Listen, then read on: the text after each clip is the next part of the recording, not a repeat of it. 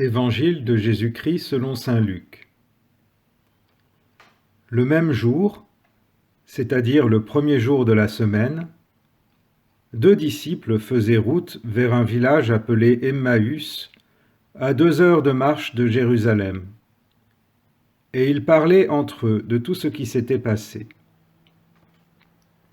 Or, tandis qu'ils s'entretenaient et s'interrogeaient, Jésus lui-même s'approcha et il marchait avec eux. Mais leurs yeux étaient empêchés de le reconnaître.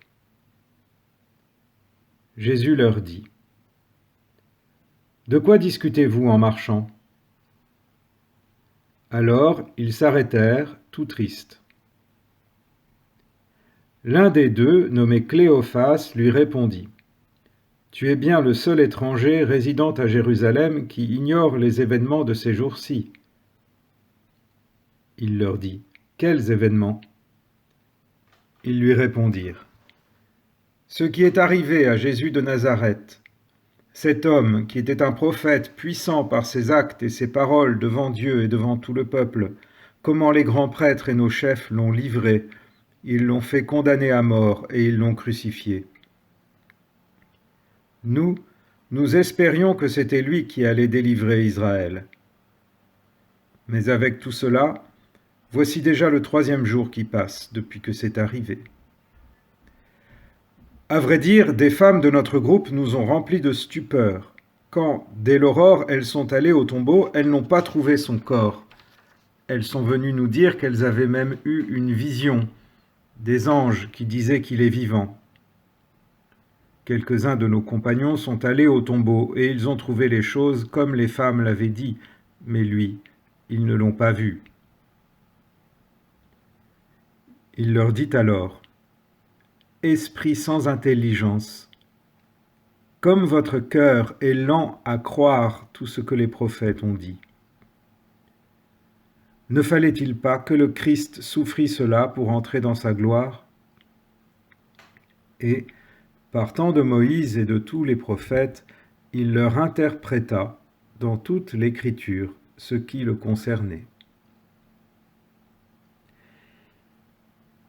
Quand ils approchèrent du village où ils se rendaient, Jésus fit semblant d'aller plus loin. Mais ils s'efforcèrent de le retenir. « Reste avec nous, car le soir approche et déjà le jour baisse. » Il entra donc pour rester avec eux. Quand il fut à table avec eux, ayant pris le pain, il prononça la bénédiction et, l'ayant rompu, il le leur donna. Alors leurs yeux s'ouvrirent et ils le reconnurent, mais il disparut à leurs regards.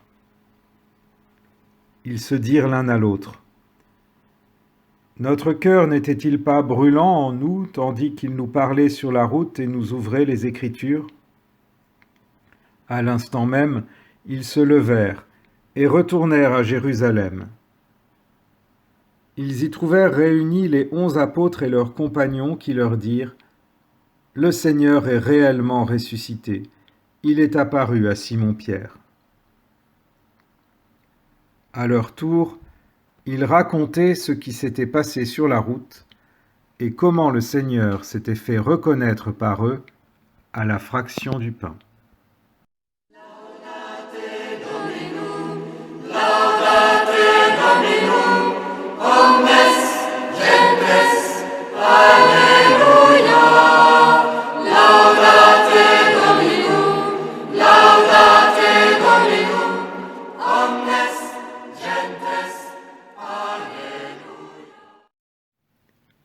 Cléophas et son compagnon sont comme nous, des gens qui ont encore du chemin à faire. Un chemin qu'ils parcourent selon leur propre mesure. À pied, passer l'heure chaude de la journée, une petite douzaine de kilomètres en descente vers Emmaüs. Et autant pour aller à l'improviste retrouver les apôtres à Jérusalem. Cet espace et ce temps sont le cadre extérieur d'un trajet intérieur, celui que nous avons à faire, comme eux, entre une connaissance de Jésus à la manière humaine et une connaissance selon la foi. Connaissance humaine au point de départ.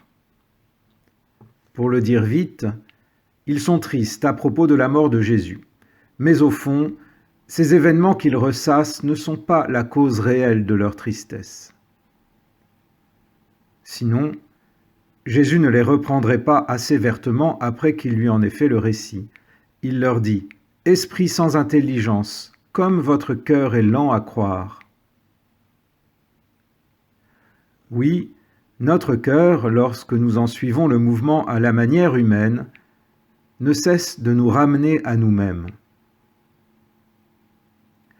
Nous nous servons de notre cœur comme d'un miroir où nous cherchons à nous voir nous-mêmes. Et de fait, nous nous y voyons, mais déformés, le visage attristé par la mort qui rôde derrière nous, devant nous, à côté de nous, et dont nous avons peur. Ils ne sont pas tristes en raison de Jésus, parce que Jésus, au fond, ils ne savent pas encore qui il est. Ils ne l'ont pas reconnu, alors qu'il est là, à côté d'eux. Nous sommes tristes comme eux, parce que notre cœur attriste ce que nous regardons, tant que nous le regardons sans le don de la foi, de l'espérance et de l'amour.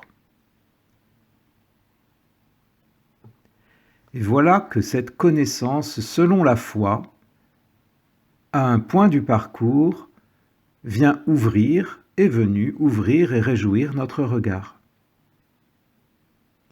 Véritable moment de bascule où les paroles et les actes posés par le Seigneur nous apparaissent pour ce qu'ils sont, bien réels, présents. Les cœurs ont commencé à brûler. Ils ne renvoient plus à un reflet de tristesse parce que c'est maintenant le visage du ressuscité qui s'y reflète. Voilà le miracle de la foi. Au fond de ton cœur, ce n'est plus ton propre visage que tu vois, c'est celui du Seigneur. C'est la porte grande ouverte vers le ciel et vers la vie. C'est alors que débute en fait ton véritable chemin de disciple. Et il est loin d'être fini. Monsieur Arnoux, un paroissien de Sainte-Jeanne d'Arc qui a aujourd'hui achevé son chemin de disciple sur terre, nous avait fait le récit à l'occasion de son 100e anniversaire, au début de la messe dominicale, du long chemin qu'il avait fait vers la connaissance du Christ. Un chemin qu'il reconnaissait comme encore inachevé, mais déjà marqué par son but, la connaissance plénière de l'amour de Dieu en Jésus-Christ ressuscité. Et il n'avait pas craint de reprendre à son propre compte le mot définitif de l'apôtre Paul : « Pour moi, vivre, c'est le Christ. » Prions. Ô ressuscité, viens brûler notre propre cœur de tout ce qui l'occupe de lui-même et le retient du côté des morts dans la tristesse. Viens nous révéler à nouveau ta merveilleuse présence et montre-nous ton visage.